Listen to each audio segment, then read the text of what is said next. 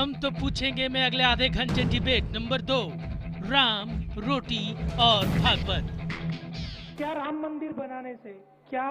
मंदिर बनाने से किसी गरीब की थाली में रोटी आएगी?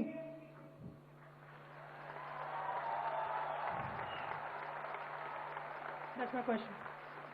क्या अब तक नहीं बनी तो गरीब के थाली में रोटी आ गई? भाई वो मंदिर बनाने का सवाल नहीं है। अपने राष्ट्र की संस्कृति के बारे में हमने सुना, उस संस्कृति के आदर्श पुरुष वो है, सर्वदूर मान्यता है। उनके जन्मभूमि पर उनका एक अच्छा स्मारक होना चाहिए, बस इतना सा सवाल है। एक सवाल, राम मंदिर से गरीब की थाली में रोटी आएगी। जवाब में एक और सवाल, क्या मंदिर नहीं बना तो गरीब की थाली में रोटी आ गई? संघ प्रमुख मोहन भागवत ने सवाल के जवाब में सवाल पूछा। संघ प्रमुख पुणे में छात्र संसद में सवालों के जवाब का सामना कर रहे थे। हाल के दिनों में वो राम मंदिर के बारे में कई बार बोल चुके हैं। हर बार उन्होंने अयोध्या में राम मंदिर के बनने की कस्में खाई। इस बार वो संस्कृति की दुहाई भी दे रहे हैं। हालांकि शंकराचार्य स्वरूपानंद सरस्वती का कहना है कि असल में मंदिर मुद्दे का सिर्फ और सिर्फ राजनीतिकरण किया गया। राम मंदिर पार्टी का विषय नहीं है, ये समस्त राम भक्तों का, सनातन धर्मियों का विषय है और ये किसी पार्टी की बात नहीं है। अयोध्या में राम मंदिर का केस सुप्रीम कोर्ट में है, लेकिन इस पर सियासत भी चल रही है और अलग अलग मुहिम भी। ऐसे में एक छात्र के भागवत से राम और रोटी के सीधे सवाल के बीच हम तो पूछेंगे, क्या राम मंदिर को गरीब की रोटी से जोड़ना ठीक है?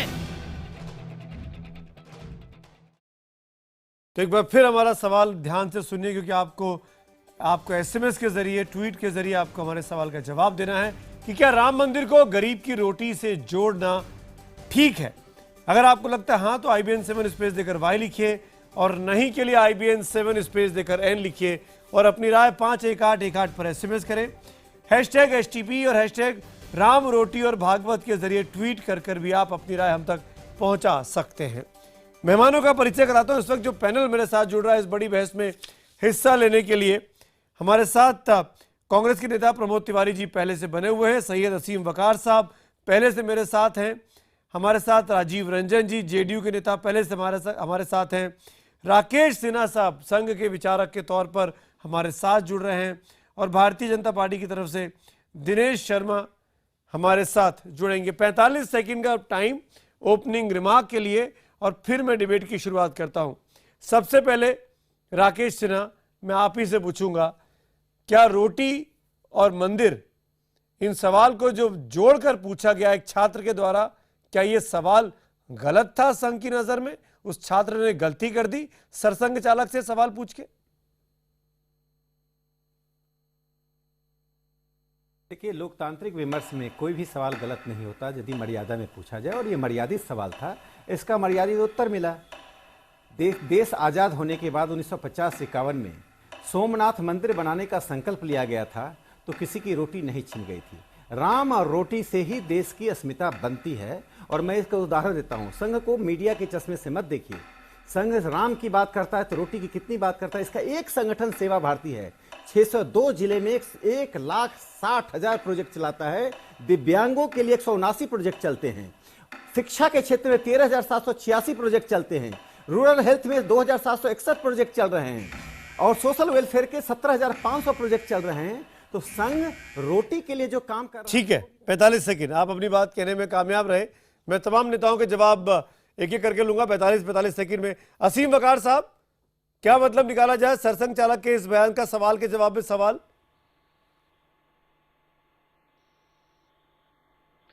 देखिए, सीधी सी बात है, उस विद्यार्थी ने, उस बच्चे ने जो सवाल पूछा था उसका सवाल बहुत जायज था। हमारे मुल्क में इस वक्त सबसे बड़ा सवाल है रोजी और रोजगार का, और उसने यही सवाल पूछा था कि देखिए, अगर आप इस तरह की बात करेंगे और जबरदस्ती आप वहां मंदिर बनाने की कोशिश करेंगे तो आप एक बार मस्जिद गिरा चुके हैं। हिंदुस्तान ने अंजाम उसका देख लिया है कि पूरे हिंदुस्तान में आग लग गई थी। यहां तक कि मैं कहूंगा विश्व भर में इसका असर हुआ था और जहां जहां दंगे हुए थे अगर आप एक बार फिर कोशिश करेंगे तो मुसलमान हाथ में चूड़ियां पहनकर बैठा हुआ नहीं है, वो इसका जवाब जरूर देगा। मैं एक शेर पढ़ना चाहता हूं कि करम करोगे करम करेंगे, सितम करोगे सितम करेंगे, हम आदमी हैं बिल्कुल तुम्हारे जैसे, जो तुम करोगे वो हम करेंगे। 45 सेकंड मैं जब सबसे आखिर में बीजेपी के पास आऊंगा। दिनेश शर्मा जी, प्रमोद तिवारी जी, सरसंघ चालक के इस बयान का क्या मतलब है? क्या रोटी और मंदिर को जोड़ के देखना जायज है? देखिए, भारतीय जनता पार्टी पूरी तरीके से राम मंदिर उसके लिए कुर्सी पाने का मात्र साधन है। बीजेपी हमेशा से दलित विरोधी रही है, गरीब तबके की विरोधी रही है, गरीबों की विरोधी रही है। 20 महीने का कार्यकाल देख लीजिए, उधर अमीरों का वेल्थ टैक्स घटाया गया, 30 से 25% किया गया। 16 सर्विस टैक्स हमारा बढ़ा दिया गया जो आम आदमी का था। 16% रेल का भाड़ा बढ़ा दिया गया जो आम आदमी चलता है। पेट्रोल डीजल पर 8 बार एक्साइज ड्यूटी लगा गई। $130 पर बैरल खरीद के 60, 62, 70 में बिका, और आज $20 खरीद के वही बिक रहा है जो सामान्य आदमी की बात है। बीजेपी दलित विरोधी, जन विरोधी, गरीब विरोधी। 45 सेकंड आपने ना सरसंघ चालक के बारे में बोला, ना मंदिर के बारे में बोला, ना रोटी के बारे में बोला, आपकी मर्जी। 45 सेकंड ये आपके थे। राजीव रंजन जी, मैं आपसे पूछना चाहूंगा, क्या इस सवाल का जवाब दीजिए आप मुझे जो सरसंघ चालक ने पलट कर पूछा, अगर मंदिर नहीं बना तो गरीब की थाली में रोटी आ गई क्या? देखिए, सबसे पहले तो ये आरएसएस और भारतीय जनता पार्टी ठीक चुनाव के समय में मंदिर राग अलापना शुरू करते हैं। मंदिर बनाने में दिलचस्पी नहीं है। इस सवाल को जिंदा रख करके वोटों के ध्रुवीकरण की कोशिशें लगातार उनकी जारी है और अब नाकामयाबियों का दौर भी शुरू हो गया है। इस सवाल का सच जनता समझ गई है। और जहां तक रोटी का सवाल है, नौजवानों के आंखों में जिस तरीके का असंतोष दिख रहा है, जो आशंकाएं उनके मन में है, उसका समाधान करने में नरेंद्र मोदी जी की सरकार विफल रही है। उम्मीदें उन्होंने जगाई, लेकिन जिस तरीके से रोजगार के सवाल पर उनके बड़े बड़े जो वायदे थे वो जमीन पर उतरते दिख नहीं रहे हैं। मंत्रालयों को, नौकरियों को रोकने के निर्देश दिए गए हैं। आंतरिक तौर पर ये सर्कुलर दिए गए हैं कि नियुक्तियों के नए प्रक्रिया तक जो अभी नियुक्तियों के प्रावधान है उनको स्थगित रखा जाए। तो मुझे लगता है इस तरह 45 सेकंड में लौटूंगा राजीव जाकस। दिनेश शर्मा साहब, अब आप बताइए, सरसंघ चालक के बयान के तीन तरीके से एनालिसिस किया गया, प्रमोद तिवारी के द्वारा, वकार साहब के द्वारा और राजीव रंजन के द्वारा। मेरा सवाल आपसे बहुत सीधा सा है, क्योंकि आप सरकार चला रहे हैं और आप लोग सीधे तौर पर संघ से जुड़े हुए हैं। आप मुझे बताइए, इस देश को क्या पहले जरूरत है, गरीब की थाली में रोटी या अयोध्या में राम मंदिर का स्मारक, विशाल स्मारक?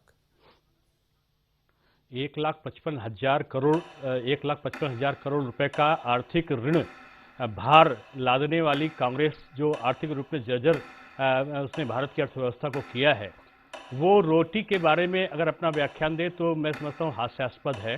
जहाँ तक दूसरे मित्र का है, तो रोटी के लिए आज skill India, make in India और जन धन योजना के माध्यम से, मुद्रा बैंक के माध्यम से रोजगार सृजन की एक नई अवधारणा लागू हुई है। 20 करोड़ लोगों ने जिस प्रकार से अपने बैंक के खाते खोले, एक नया परिदृश्य गरीबों के लिए आया है। रोटी का और उनके जीवन की सुरक्षा का माध्यम तय हुआ है।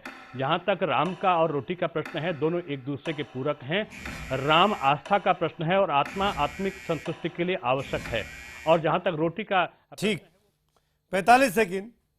राकेश सिन्हा, मैं तो आप ही के पास दोबारा आता हूं ना। डिबेट इज ओपन ना, कोई भी किसी को बीच में इंटरवीन कर सकता है। राकेश सिन्हा साहब, आपको लगता नहीं है कि इस देश में जहां पर इतनी ज्यादा गरीबी है, जहां पर इतनी ज्यादा परेशानियां हैं, यहां पर मंदिर ठीक है, जरूरी है, पर पहले रोटी के प्रॉब्लम को एड्रेस करने की जरूरत है? अगर बीते 70 सालों में नहीं हुआ तो आगे भी नहीं करेंगे? ये क्या बात हुई? देखिए सुमित जी, कोई भी सामाजिक और सांस्कृतिक प्रश्नों को ठंडे बस्ते में नहीं डालती है, न घबराती है। सामाजिक और सांस्कृतिक प्रश्नों का समाधान ढूंढती है। राम मंदिर के नाम पर विवाद भी है और लोगों का की इच्छा भी है। तो इलाहाबाद उच्च न्यायालय ने निर्णय दिया, तो मोहन भागवत जी ने क्या कहा था, ना यह किसी की जीत है ना किसी की हार है। इससे बड़ा कोई बयान हो सकता है क्या? हम खुशी नहीं मना रहे हैं, भगवान राम को हम भारत की अस्मिता से जोड़ रहे हैं। आप उनको भगवान माने, आप उनको नायक माने, उन्हें ऐतिहासिक पुरुष माने, लेकिन कांग्रेस की तरह उन्हें मिथक ना मान दें। कांग्रेस ने जब राम सेतु पर हलफनामा दिया कि वो राम नाम का कोई अस्तित्व ही नहीं है, तो ये भारत के साथ छलावा मत कीजिए। और इंडोनेशिया में भगवान राम की पूजा हो सकती है, दक्षिण कोरिया के लोग भगवान राम से अपने को आपको जोड़ सकते हैं। क्या इंडोनेशिया और दक्षिण कोरिया के लोग राकेश जी, मैं आपके सवाल का जवाब प्रमोद तिवारी जी से लूंगा, ही काम करें, लेकिन मेरे सवाल का जवाब नहीं मिला मुझे। रोटी क्यों नहीं पहले जरूरी है? क्यों नहीं गरीब को पेट में भरा होना चाहिए ताकि उसका पूजा में ध्यान रख सके? दोनों में कोई विरोधाभास नहीं है सुमित जी। जैसा अभी दिनेश शर्मा जी ने कहा कि सरकार अपना काम कर रही है। जैसे मैं एक उदाहरण देता हूं, जब नेहरू जी की सरकार थी तो उन्होंने हिंदू कोड बिल पर बहस किया, संसद में हिंदू कोड बिल बनाया। कोई कहता अभी हिंदू कोड बिल पर क्यों विवाद कर रहे हैं? पूरे हिंदू समाज में विमर्श हो गया, संघर्ष हो गया, धरना प्रदर्शन हो गया। तो नेहरू जी को लगा कि समाज का विकास और भिलाई में कारखाना बनना और हिंदू कोड बिल बनना, राउरकेला में कारखाना बनना, हिंदू कोड बिल पर डिबेट होना और सोमनाथ में मंदिर बनना, दोनों समानांतर धाराएं हैं। तो किसी समाज में जब तक समानांतर धारा नहीं बनती है तो उसकी हालत रोमन साम्राज्य की तरह होती है। रोमन साम्राज्य ने सांस्कृतिक और वैचारिक प्रश्नों को नजरअंदाज किया। इतनी बड़ी सभ्यता, आप ये कह रहे हैं से बढ़ी हुई सभ्यता दशकों में, मैं गलत बोलूं तो मुझे ठीक कर दीजिएगा, तो आप ये कह रहे हैं कि रोटी और राम और संस्कृति को दोनों जरूरी है, दोनों साथ साथ चलने चाहिए। प्रमोद तिवारी जी जवाब दीजिए। बघार साहब मैं आता हूं। जी जी, देखिए, मैं एक बात बहुत विनम्रता से जानना चाहूंगा अपने दोनों मित्रों से, दिनेश जी से और राकेश जी से। ये सवाल आज सुमित जी, इस बच्चे ने जो पूछा है वो उसका अकेले का सवाल नहीं है, ये हिंदुस्तान का सवाल है, इस देश का सवाल है।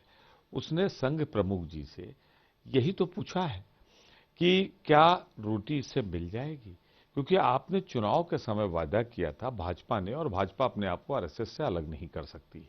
ये सवाल पूछा था कि हम 10 करोड़ लोगों को रोजगार देंगे, महंगाई नीचे लाएंगे, आम आदमी के अच्छे दिन आएंगे, पर 210 रुपए की दाल बिके, ग्रोथ रेट कम हो जाए जी, महंगाई बढ़ जाए जी, तो वो यही सवाल पूछ रहा है कि आप जब मंदिर की बात करते हो तो क्या इससे मेरे पेट में अनाज पहुंच जाएगा? दिनेश क्या शर्मा, मेरे बेरोजगार हाथों को रोजगार मिल जाएगा? उसका ये सवाल है, और उस सवाल से भारतीय जनता पार्टी बच नहीं सकती है। भारत की इंडस्ट्रियल ग्रोथ बढ़ी है, महंगाई की दर कम हुई है, सब हम लोग जानते हैं। दाल कहीं भी हिंदुस्तान में 2 रुपए 10 पैसे नहीं है। ये भी कुछ समय का एक अनर्गल प्रचार था चुनाव के दृष्टि से। और दूसरी तरह हम देखें कि दूसरे अगर परिप्रेक्ष्य में हम देखें तो आज भारत जिसके विकास की गति इसकी बढ़ रही है, हम नहीं, पूरे दुनिया के जो सर्वेक्षण हुए हैं, न्यूयॉर्क टाइम्स तक लिख रहा है कि सुपर पावर बनने वाला है। 2020 तक भारत की स्थिति बिल्कुल परिवर्तित होने वाली है। दुनिया हमारी तरफ देख रही है और हम लोग आलोचनाओं के शिकार में यहाँ पर जा रहे हैं। देखिए, अर्थव्यवस्था तो सुधारने में समय इसलिए लगेगा। राजीव जी, पहले बार मैंने निवेदन होता जा रहा है पूरे दुनिया में एक प्रकार के अपने आर्थिक असमानता का दौर चला है, उसमें भारत आज भी अपने पल पे खड़ा है। दिनेश जी एक मिनट, हमारे राष्ट्र, दिनेश जी एक मिनट, नहीं आपने मुझसे पूछा है, वो बोल रहे मेरे बीच में, आप मुझे रोटी का निवाला छीन रहे हैं। राजीव जी, ये सरकार, अनाज महंगे हो रहे हैं, राजीव जी, आपके सवाल जायज हैं बीजेपी के लिए क्योंकि वो सत्ता में है, लेकिन राजीव रंजन, प्रमोद तिवारी, मेरा सवाल आप दोनों से है। राजीव जी और प्रमोद रंजन, मेरा सवाल आप दोनों से है। दिनेश जी एक मिनट, दिनेश जी, राजीव जी एक मिनट, दिनेश जी, राजीव जी एक मिनट, बघार साहब मैं आता हूं। राजीव जी, दिनेश जी एक मिनट। राजीव जी, आपका सवाल जायज है, सत्ता में बीजेपी है, उसको जवाब देना चाहिए। देश में गरीबी की समस्या के समाधान के लिए वो क्या कर रही है, बहुत जायज है। लेकिन इस गरीबी के लिए बीते 19 महीने से जो भारतीय जनता पार्टी है या 20 महीने से, क्या वही जिम्मेदार है? क्या बीते 70 सालों में जो पार्टी सबसे अधिक शासन में रही, प्रमोद तिवारी जी की पार्टी, वो जिम्मेदार नहीं है? मैंने एक निवेदन शुरू में किया था। 2009 में सरकार 37.2 लोग गरीबी रेखा के नीचे थे। 2013 में योजना आयोग के आंकड़े कहते हैं करीब 22% लोग गरीब हैं। जगह नहीं पाए हैं तो ये प्रमोद तिवारी जी की पार्टी की जवाबदेही नहीं है क्या? कार्यकाल के जो कुछ महीने बाकी, प्रमोद तिवारी जी, मैं जवाब दे दूं इसका। आप देश को भरोसा क्यों नहीं जता पा रहे हैं? मैं आपसे ये कहना चाह रहा हूं कि आज इन 20 महीनों में हमारे आदरणीय प्रधानमंत्री जी ने उन्हीं योजनाओं का उद्घाटन किया था। मैं राकेश जी बोल रहा हूं, मुझे बुलाया गया है। आज 20 महीने के अंदर इन्होंने उन्हीं सब का उद्घाटन किया जो कांग्रेस ने नीतियां चलाई राजीव थी, जी, जो प्रोजेक्ट लाए थे, अभी तक इन्होंने खुद कुछ प्रमोद नहीं जी, किया इस प्रमोद जी, देश मेरा के सवाल लिए। आपसे है, मैं एक सवाल गरीबी सीधा सा- रेखा के देखिए, नीचे रहने वाले मैंने लोग बताया आपके कि शासन जनधन काल योजना में 20 करोड़ लोगों 22% के से अधिक थे। शासन करना ही था। प्रमोद जी, ये कांग्रेस के चेहरे पर एक धब्बा है कि आपके शासन काल में गरीबी खत्म नहीं हुई, जबकि सबसे अधिक वक्त कांग्रेस सरकार में रही। जवाब दे दूं समीर जी, यही जवाब दे रहा हूं, मुझे देने दीजिए। मैं सिर्फ ये कह रहा हूं कि अभी मेरे एक दोस्त क्लेम कर रहे थे कि 2020 में सुपर पावर बनने जा रहा है, तो 2020 में अगर भारत सुपर पावर बनने जा रहा है तो क्या आपने 18 महीने में बना दिया? अरे ये भारत की आर्थिक नीति और न्यूज जो जवाहरलाल नेहरू, ये इंदिरा 5 साल की गांधी, व्यवस्थाओं राजीव के कारण गांधी हो रहा है और कि नरसिंह हम राव चाइना ने को अपनी रखी, इंडस्ट्रियल ग्रोथ उसके में कारण पीछे हो कर रहा रहे है। हैं। अब देखिए, बीच में अगर आप ये बोलेंगे, वर्तमान सरकार की बीच में नीतियां बोलेंगे हैं। तो बोलना मुझे भी आता है, बीच में बोलेंगे तो मुझे बोलना आता है। मैं एक बात बहुत साफ कह दूं आपसे, सवाल यह है कि इन्होंने जो वायदे किए थे कि हम 10 करोड़ लोगों को रोजगार देंगे, महंगाई बढ़ाएंगे, ठीक है। आप ही सुमित जी बता दीजिए, ठीक क्या है। 2 से 10 रुपए की दाल बिकी किलो की? नहीं बिकी। और जहां तक सवाल ये कह रहे हैं सबसे ज्यादा अगर छापा मारा गया तो मारा गया महाराष्ट्र में, ठीक है। जहां इनकी मैं- सरकार है, दाल वहां रिकवर हुई, और दाल जो रिकवर प्रमोद हुई जी, उसको बिकवाने के पीछे जो चेहरे आए वो गरीबी गुजरात पर के बड़े व्यापारी आंकड़े थे, और आंकड़ों पर जो चर्चा इनकी हमने की। सरकार मैं से जुड़े मंदिर हुए पे हैं। आता हूं, मैं मंदिर पे आता हूं, जो जिसके लिए ये बयान दिया गया। आइए। असीम वकार साहब, आप बोलना भी चाह रहे थे, मुझे पता है कि आप क्या बोलने वाले हैं, लेकिन मेरा सवाल एक है, बहुत सीधा सा।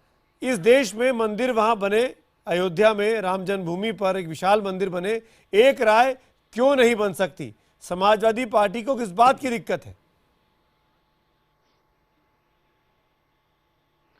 देखिए सुमित जी, सबसे पहले तो एक बहुत बड़ा और बहुत अहम मुद्दा जो उस लड़के ने उठाया है, उस छात्र ने पूछा है, जो मेरी समझ काम करती है, उसने ये पूछा है कि अगर आप जबरदस्ती मंदिर बनाने की कोशिश करते हैं तो जैसे पिछली बार दंगे हुए थे और आग लगी थी और कर्फ्यू लगे थे, लोगों के रोजगार जलाए गए थे, लोगों के घरों के जो कमाने वाले लोग थे उनकी हत्याएं हुई थी, वो मारे गए थे, तो बहुत से गरीब ऐसे थे जिनके घरों में चूल्हे जलना बंद हो गए थे और आखिर में पोजीशन ऐसी आ गई थी कि लोग कम से कम उस वाकई बच्चे करने के लगे साथ थे। अन्याय मत तो कीजिए, कहीं ऐसा ना हो कि उस दोबारा ये बच्चे के साथ पोजीशन अन्याय मत कीजिए, उस बौद्धिक दोबारा ये बौद्धिक पोजीशन प्रश्न आ को जाए। एक सांप्रदायिक बात- रंग मैं दे रहे हैं, सुन रहा, मुझे सांप्रदायिकता बात के तो करने चश्मे में दीजिए। देखने की कोशिश अरे कर रहे हैं। हजरत, कम से कम उस मुझे छात्र बात के तो साथ करने अन्याय तो मत दीजिए। कीजिए। आप मुझे भगवान बात राम के करने साथ दीजिए अन्याय पहले। कर रहे हैं, एक और छात्र के आप साथ जिस अन्याय तरह कर से रहे हैं। बात कर रहे आप हैं क्या यहाँ बात के कर रहे हैं ऊपर उसके प्रश्न? कि आप यहाँ पर आप तो 2020 धमकी भरे तक के- अंदाज में 2020 धमकी भरे अंदाज में सांप्रदायिक चश्मे 2020 से तक आप बोल सुपर रहे पावर हैं। बनाने की बात आपने कर रहे हैं। 45 सेकंड में जो बातें आपका कही बस थी चले कि तो आप आपने 45 सेकंड दलितों में को क्या बात निकाल कही दें, थी? मुसलमानों क्या को निकाल भगवान दें राम और आप भगवान हिंदू राष्ट्र राम बना के प्रति देंगे। ये शब्द आप आपके शोभा सुपर पावर देती है बनाने की क्या? कहाँ बात करते हैं? भगवान राम हिंदू मुसलमान का आप प्रश्न एक नहीं धर्म है। की हुकूमत भगवान में राम तो हिंदू हिंदू राष्ट्र मुसलमान के पे चश्मे से आमादा मत होना है। आप देखिए। सुपर पावर की कहाँ बात आप करते हैं? उत्तर प्रदेश में आप ध्रुवीकरण यहाँ चाहते पर हैं मुसलमानों को और निकालना ध्रुवीकरण चाहते हैं और दलितों समाधान को नहीं बाहर है। करना चाहते हैं। वहाँ मंदिर आप तो था, अपने मंदिर है, एजेंडे को मंदिर लगाने की रहेगा। बात करेंगे, असीम बकार जी, सांप्रदायिक मंदिर रहेगा। संस्था की तरह बात करेंगे तो आपकी राजनीतिक पार्टी चर्चा को, नहीं होगी। आपकी पार्टी देश नहीं है और आप राकेश जी, दिनेश जी, एक मिनट। आप भूल जाइए, आप कहते असीम रहिए। बकार। कहीं अरे मंदिर नहीं था। असीम बकार, राम मंदिर असीम आपके लिए बकार, मस्जिद है और मस्जिद की असीम रिपोर्ट तो बकार। देखिए, इलाहाबाद उच्च न्यायालय के असीम फैसले बकार, को मेरे एक देखिए। सवाल का जवाब आप दीजिए। मोहन मेरा भागवत सिंपल सा जी ने सवाल था, उस तर्क के समाजवादी पार्टी उस प्रश्न का देखिए, मैंने राम जवाब दिया जन्मभूमि कि पर जवाब विशाल दिया। मंदिर बने, इसका विरोध क्यों कर रही है? खोलता भी विमर्श का ये घबराते इसका हैं, विरोध राकेश क्यों जी कर रही है मैं असीम समझता बकार? था भाई, बताइए। मैं तो बहुत काबिल आदमी समझता था, प्रोफेसर हैं, लेकिन ये घबराते हैं जवाब से।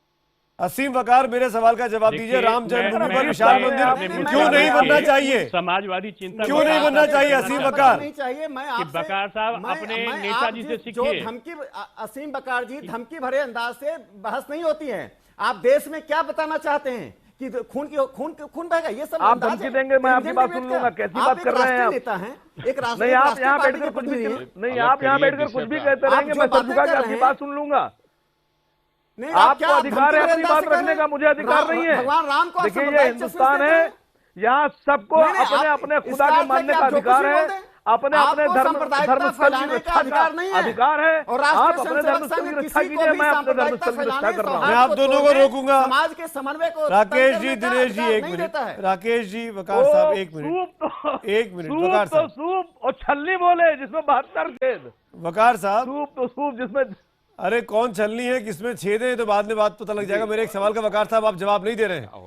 समाजवादी पार्टी, प्रदेश में 2013 राकेश जी एक में मिनट, राकेश जी एक मिनट, राकेश जी एक मिनट प्लीज, राकेश जी, दोनों दिनेश जी एक मिनट। पूरे देश में उत्तर प्रदेश में क्राइम में पहला स्थान है। वकार साहब, आप बताइए क्राइम वकार साहब, 2013 क्या में अयोध्या में विशाल राम जन्मभूमि पर विशाल मंदिर बने, इस पर आपकी पार्टी की क्या राय है? जन्मभूमि पर विशाल मंदिर बने, आपकी पार्टी की क्या राय है वकार साहब? हमारी पार्टी की, सुन लीजिए, हमारी पार्टी की और हिंदुस्तान के कुल मुसलमानों की एक ही राय है कि पूरे हिंदुस्तान में आपका जहां दिल चाहे वहां खड़े होकर राम मंदिर बना लीजिए। कोई भी मुसलमान किसी राम मंदिर के खिलाफ नहीं है, क्योंकि वैसे ही यहां हजारों सैकड़ों राम मंदिर हैं और बाकी भी बनना चाहिए। लेकिन क्योंकि पर्टिकुलर जगह की बात है जिसको हम बाबरी मस्जिद कहते हैं, और ये उसको बाबरी मस्जिद मानने पे तैयार नहीं है, ये उसको मस्जिद मानने पे तैयार नहीं है।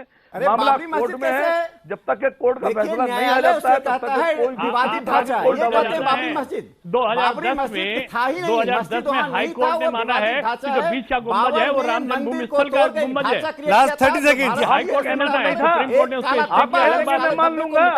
लास्ट 30 सेकंड नहीं है, लास्ट 30 अपने सेकंड। घर में अपने कमरे में चिल्लाते रहे। राकेश जी, राकेश जी वकार साहब एक मिनट, राकेश जी वकार साहब एक मिनट, आप दोनों का डायलॉग बहुत हो गया आपस में।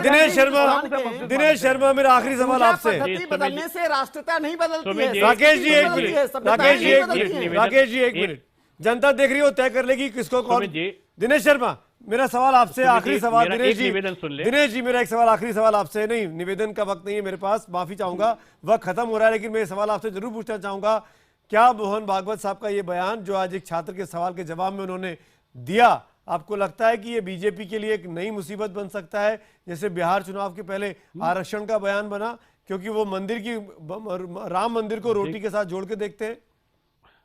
दिनेश शर्मा, देखिए, धर्म हमारे यहाँ का प्राण, धर्म हमारा प्राणवायु है, और धर्म जो है आस्था पर आधारित होता है। आस्था हमारे राम है और वो हमारी आत्मा है, और आत्मा के साथ में कोई समझौता नहीं होता। रोटी जो है हमारी भौतिक आवश्यकता है, उसकी संपूर्ति के लिए सरकार बहुत अच्छी तरीके से काम कर रही है। शायद इसीलिए जोड़ के आदरणीय भागवत जी ने जो कहा है, दोनों समान अर्थ एक ही है दोनों का, कि राम और रोटी अलग अलग नहीं किए जा सकते, दोनों की अपनी अपनी अलग अलग आवश्यकताएं हैं, लेकिन राम हमारी आस्था का प्रश्न है और आस्था के साथ कोई समझौते नहीं किए जा सकते। मतलब मंदिर जरूरी है, रोटी बाद में आती रहेगी, है दिनेश जी? नहीं, दोनों जरूरी हैं, लेकिन बगैर आत्मा के आदमी जीवित नहीं रह सकता। केवल रोटी के सहारे व्यक्ति जीवित नहीं रह सकता, रोटी के साथ साथ उसको अपनी आत्मिक संतुष्टि की भी आवश्यकता होती है, अपने गौरव के और परंपराओं के संरक्षण की भी आवश्यकता पड़ती है। और राम इस देश की मर्यादा का प्रतीक है। ये कह रहे हैं कि राम के राम मंदिर बनवाते रहिए, खाना मत खाइए तो आप जीवित रहेंगे, क्या आप ये कह रहे हैं? उनके बारे में अगर आप एक शब्द कह दीजिए तो पूरा बवंडर मच जाता है। और आप हमारे आराध्य श्री राम के बारे में विभिन्न प्रकार के तर्कों के साथ में चर्चा करते हैं, तो आप ये मान लीजिए कि हिंदू एक ऐसा शब्द है जो सबको साथ में लेकर चलने वाला होता है। इसलिए इस प्रकार की बहसों में, उस प्रकार की बातों को सुनने के बाद माफी के साथ प्रमोद जी, माफी चाहूंगा, वक्त नहीं मेरे पास, थैंक यू। ठीक है दिनेश जी, राकेश जी, वकार साहब, प्रमोद तिवारी और राजीव रंजन, आप पांचों का शुक्रिया मेरे साथ जुड़ने के लिए। अब वक्त है हमारे ट्विटर पोल का। हमारा सवाल था कि क्या राम मंदिर को गरीब की रोटी से जोड़ना ठीक है? ट्विटर पर जो जवाब हमारे पास आए हैं उसके मुताबिक 33% लोग हाँ कहते हैं, 67% लोग नहीं कहते हैं। यानी जो सवाल पूछा गया, राम मंदिर को रोटी के साथ जोड़ा गया, 67% लोग नहीं में जवाब देते हैं कि जोड़ना ठीक नहीं है।